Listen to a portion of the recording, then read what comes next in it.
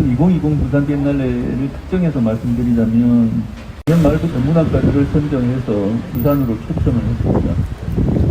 머무는 곳이 주로 원도심 지역에 머물게 하고 부산을 배경으로 그 작품을 구상하도록 요청을 했고요. 그러니까 이 비엔날레 출발 지점도 이 원도심 일대라는 말씀을 드리는 것입니다.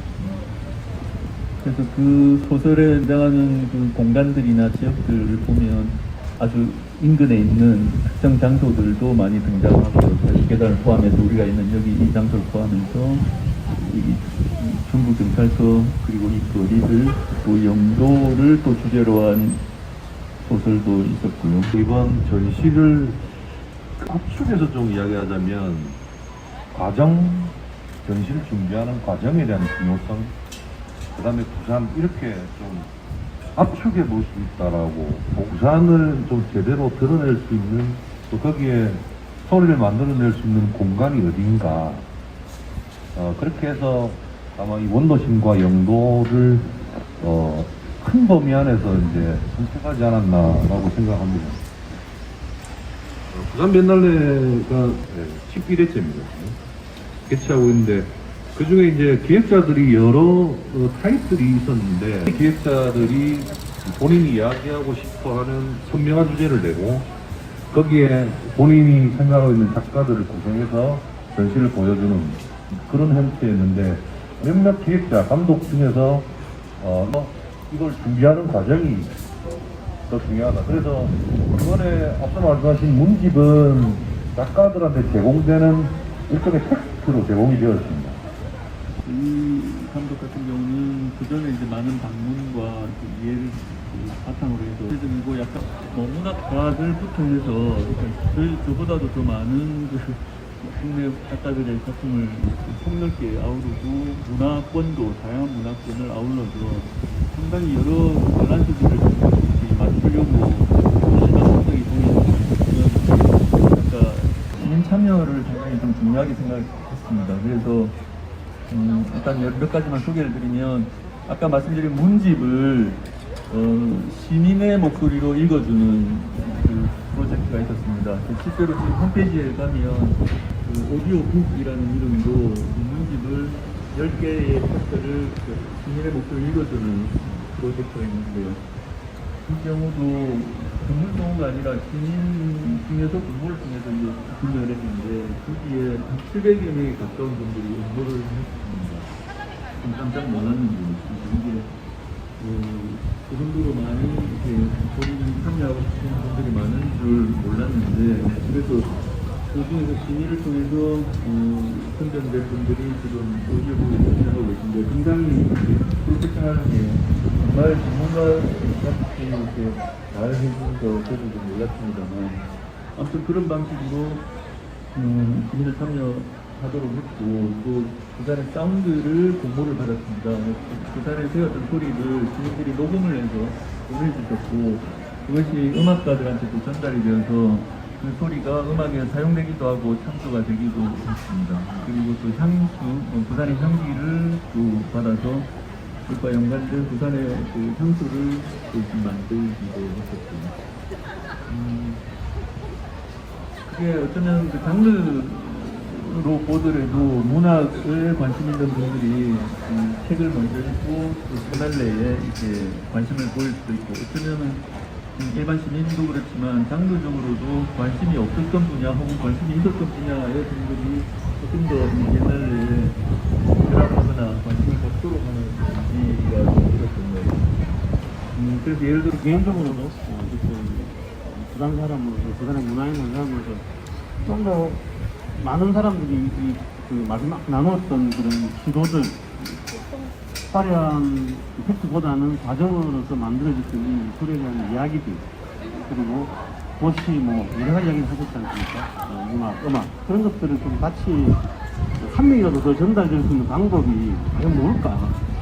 이것도 급하게 마지막 8월 10일 이후에 이제 이게 상황이 급변되면서 온라인으로 이렇게 진행을 하게 할 수밖에 없는 상황이 됐는데, 3D로 전장을 돌려주는 방식, 그 다음에 비디오나 오디오나 여러 가지 온라인 콘텐츠를 개막 이게 계속 몇 주에 걸쳐서 이제 준비를 하고 또 이게 어느 정도의 만족도나 아니면 어떤 어려움, 그 어떤 단점이 있는지를 좀 저희들도 알면 앞으로 준비를 하게 될 것 같습니다.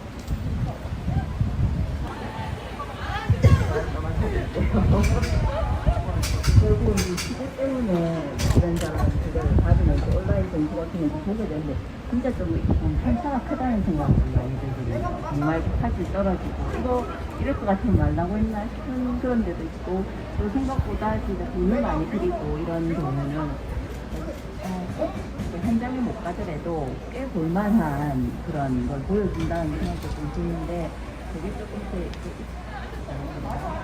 현장을 제가 이렇게 보면서 느끼는 거는 결국은 이제 좀 예산 문제 뭐 이런 것도 있고 그다음에 뭐 작가분들 그런 말씀 많이 하시더라고요. 이렇게 이야기를 들어보니까 원래 시작을 온라인 콘텐츠용으로 생각을 한 거하고 그냥 오프라인을 생각을 한 거하고는 완전히 결과물도 다르고 어떤 준비 상태도 다른데 지금 저희는 아무런 준비가 되지 않은 상태에서 이런 걸 겪게 되잖아요. 그러면서 지금 사실은 또 동시에 제일 문제는 그러면 온라인 콘텐츠를 보여줬을 때 그걸 이용한 관람객들이 실제 현장으로 뭘 어떻게 끌어들일 수 있을 건가에 대한 고민을 현장에서도 조금 더 밀도 있게 많이 좀 치열하게 해주셨으면 하는 생각이 좀 듭니다. 그 부분에 대해서 이제 말씀을 좀 드려야겠다. 부산 비엔날레가 왜 그럼 이 상황에서 굳이 이전 이제 불확실하고 어려운 상황에서 이제 개최를 강행했느냐. 대구 사진 비엔날레도 이제 연기를 하게 되고, 뭐, 광주 비엔날레도 그렇고, 대부분의 비엔날레들이 뭐, 국제적으로 전부 다 그런 이제 상황에서 개최하기가 어렵겠다. 이제 그거를 이렇게 좀 생각을 해봤습니다. 보통의 전시가, 기획자가 있고, 작가들이 참여해서 전시를 만들고, 개막을 하면서 작가들을 초청하고, 그 다음에 네트워킹을 서로 만들고, 이런 과정을 그 비엔날레의 일반적인 과정이라고 좀 봤다면, 저희 특히 부산 비엔날레 같은 경우에는 시작 단계부터 굉장히 이렇게 뭐 국가나 미술계, 지역 미술계에 계신 분들이 이제 합심해서 시작을 했고, 그 과정에서도 상당히 많은 변화와 보존과 공전의 과정들이 지속적으로 좀 있어왔습니다. 그래서 또 작은 이런 문제들이 앞으로 비엔날레뿐만 아니라 여러 문화예술 부분에 영향을 미치게 될 텐데 그런 건 어떻게 할 것이냐. 그랬을 때 이제 이 비대면을 선호하게 되고 주어진 상황에서 어떻게 이 비엔날레가 다시 변화하느냐의 모습에 좀 초점이 가야 된다고 보고, 뭐 아까 말씀드렸던 온라인 부분에 관람객들이 어느 정도 만족하느냐 이 부분 상당히 중요합니다. 저희가 이제 세금으로 운영되기 때문에 오히려 아시다시피 저희 이번 부산 비엔날레 보면 뭐 3D부터 시작해서 감독이 투어를 하거나 비디오 가이드를 만들거나 그 다음에 뭐 오디오북 다양한 온라인 콘텐츠들이 지금 마련되어 있습니다. 하나의 이 출발점으로서 부산 비엔날레 코로나 시대의 출발점으로서 부산 비엔날레를 한번 도와주셨으면 좀 더 의미 있지 않을까 그런 생각이 듭니다. 김성현 그 부산 비엔날레 집행위원장, 부산 현대미술관장 이제 겸직하고 계신데 굉장히 지역 미술 또 지역 예술계를 걱정을 많이 하시고 그 이전에도 또 여러 공간이나 또 문화예술 활동들을 많이 하셨는데 지금의 이 비엔날레 개최된 지금 시점에서 그리고 미술관을 적극적으로 운영하면서 미술 혹은 미술을 향유하는 예술인, 뭐 소비층 이런 데 대해서 포괄적으로 드는 생각들이 좀 있을 것 같습니다. 기관의 수장 혹은 뭐 대표자로서 어떤 오해나 이런 것들이 어떤지 너무 아래로 내리자. 그걸 한번 질문해 봅니다. 이건 더 조절. 연소련 질문. 기술적으로 활동하던 것과는 좀 다른 측면을 이제 어쩔 수 없이 도와야 된다라는 그런 사명감이 주어진 어떤 임무 때문에 해야 되는 고민들이 좀 많아졌죠. 그게 어쩌면은 뭐 이렇게 시민에 대한 어떤 그 고민들을 더 많이 해야 되는 할 수밖에 없는 그런 입장이어서 거기에서 오는 뭐 여러 그 어려움들이 좀 많이 생겼죠. 이를테면 뭐 예를 들어 이런 시도들을 만약에 한다고 했을 때 이게 예산 집행의 효율성이 있느냐, 뭐 예를 들어 이렇게 이제 접근을 하면 시도조차를 좀 못하게 되기도 하고, 어떤 전시나 어떤 행사를 했을 때 얼마나 많은 시민들이 또 참여하느냐에 대한 부담감이 또 있죠.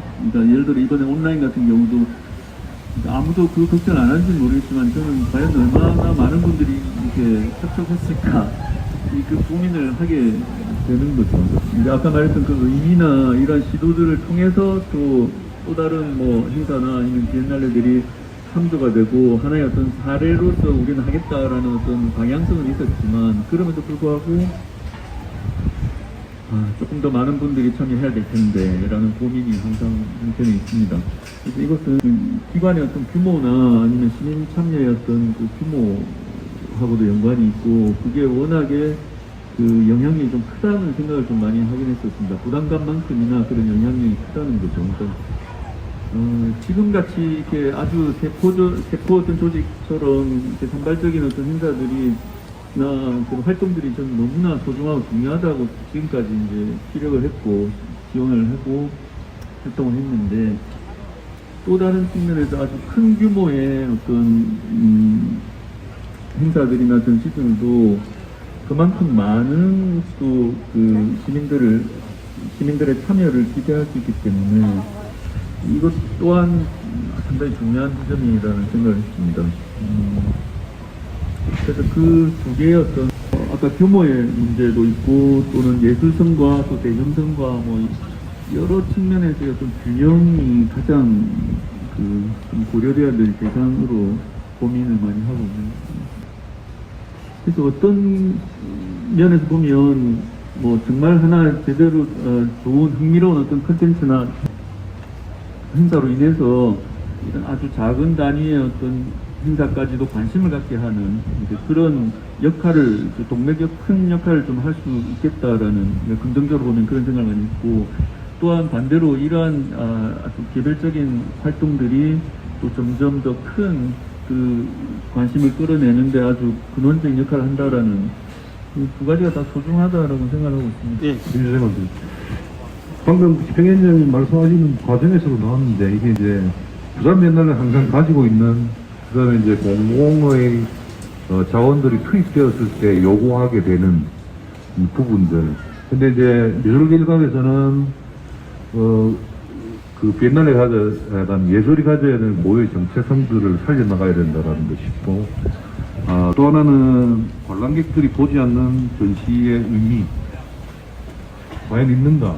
이 공적적인 투입되어 되는 것 자체가 의미가 있는가에 대한 질문이 있습니다. 그래서 사실은 이 예술을 일반 관람객 대중들에게 전달하는 통로로서의 역할을 많이 하신 걸로 요즘 보이시는데, 이 예술성과 대중성에 대한 고민, 사실 좀 근원적인 부분일 수 있을 것 같아서 그 부분 한번 좀 질문을 드려보겠습니다. 네, 비엔날레와 아니면 공공미술관과 같은 이런 전시에서 사실은 가장 현실적인 그 당사자들의 문제는 관객 수일 것 같아요. 관객이 몇 명이냐, 그게 이제 목을 매다는 경우가 많은데, 사실은 보면 그 관객이라고 하는 것도 그 우리가 하나의 시장 마케팅에서 마켓 세그먼트처럼 시장 세분화를 한다면은 여러 층이 있을 겁니다. 이번에는 어떤 사람들이 현재 미술관에 갖고 뭘 하는 사람이라고 하는 그 자료를 내부 자료로 저는 갖고 있습니다. 근데 이제 그걸 조금 더 이제 보완해서 다음 전시에는, 그리고 남아있는 전시는 어떤 식으로 쓸 수 있을지. 이를테면은 인스타그램을 통해가지고 왜 인스타그램 좋아요를 많이 주는 그걸 한 쪽에서 그런데 평론가 혹은 또 다른 컬렉터가 하는 거는 또 다른 이유일 겁니다.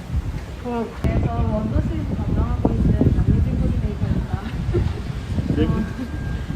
전시시간 때 이제 얼마나 많은 관람객들이 오나 항상 이제 보가 다니고 있거든요.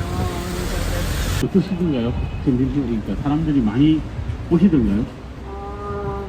솔직히 말씀드리면 저희가 준비하고 노력한 거에 비해서는 조금 기대에 못 미친다고 생각을 하는데요. 일단 기본적으로 아직 어디서 정확히 하시는지를 모르시는 분들도 많이 계셔서 5년 전인가요? 일본도 지금 곳곳에 전시를 이렇게 기획을 하고 해본 적이 있는데,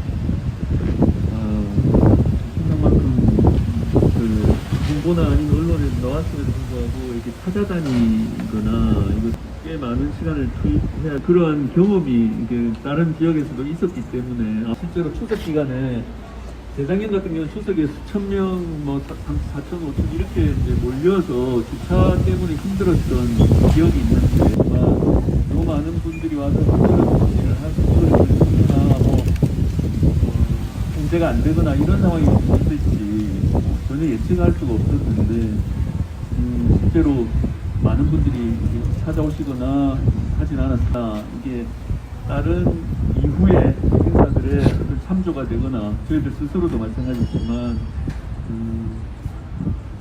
그러한 목적도 이렇게 저희들이 진행을 한 어떤 취지 중에 하나가 있었죠. 이제 만약 이게 어떤 식으로든 관객이 없거나 아니면 아주 어려움에 겪더라도 이러한 시도를 해서 앞으로의 참조가 되는 사례가 되는 것은 필요하겠다라는 생각으로 했기 때문에 지금 뭐 저희들은 관객의 어떤 반응과 여러 가지 것들을 좀 참조할 일들이 아직 한 달 동안 남았고요. 그동안이라도 참여하고 어떤 방식으로든 참여해서 좀 평가해 주시고 말씀들을 좀 많이 해주시면 도움이 될 것 같습니다. 그래서 원래 예술에 많은 사람들이 관심을 갖지 않는 게 모두가 이 축제에 참여해가지고 들썩들썩 뛰는 것을 하나 이상으로 보고 있는데, 여기에 관심을 갖고 예술의 원래를 갖고 관심을 가지고 있는 것은 예나 지금이나 그리고 앞으로도 큰 차이는 없을 것 같습니다. 청백병 이야기가 왜 나왔는가? 남들은 안 하는 무언가를 자기는 특색이 하고 싶어요. 합니다. 2000년 7월 16일 날 입사했습니다. 그래서 2016년 전시를 빼고는 다 이제 관여를 하게 되었는데, 저도 처음에 미술 전공자가 아니다 보니까 또 미술에 그렇게 관심도 없었고, 두 가지 좀 생각들이 있습니다. 첫째는 이게 어느덧 부산 옛날에 올해 지속되다 보니까 부산 미술의 전부로 좀 생각하고, 부산 미술의 모든 문제들을 다 안아가야 된다 라고 이제 생각을 하시는 분입니다. 그래서 부산 비엔날레 이런 것도 하고 저런 것도 하고 이런 것도 어울려야 되고 뭐 이렇게 이야기 하시는 분들이 많습니다.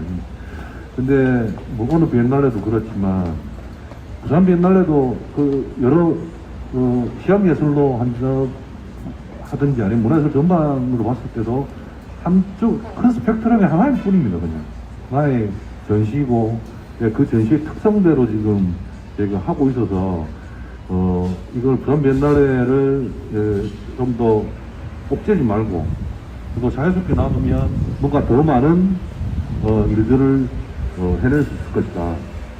또 이제 부산시나 예산을 지원하는 공공기금을 지원하는 문제를 보면 효율성의 문제를 자꾸 이제 이야기하게 되는데, 뭐 앞서 두 분 말씀하셨지만 이게 특히 미술 시각예술 부분이 그 결과들이 바로 눈앞에 나타나지 않습니다. 사람들이 막 폭발적으로 늘어나고, 저희가 지금 관람객만 봐도 뭐 점진적으로 늘어나고 있지만 뭐 100만이 200만씩 이렇게 늘어나는 건 아니죠. 근데 결국은 굉장히 긴 호흡으로 봐줘야 될 부분이고 지원되고 육성돼야 될 부분이다. 그런 눈으로 이제 이 대중예술과 뭐 나누기는 좀 어렵지만 하여튼 비엔날레나 여러 문화예술 활동들을 좀 바라봐주고 지원해줘야 됩니다. 그리고 국민여러분이 관심을 가져줘야 됩니다. 라는 부산 비엔날레 관련된 좀 생각들을 좋았습니다. 비엔날레 그럼에도 불구하고 비엔날레는 계속 되어야 됩니다. 감사드리고 이걸로 마치도록 하겠습니다. 참여해주셔서 감사드립니다.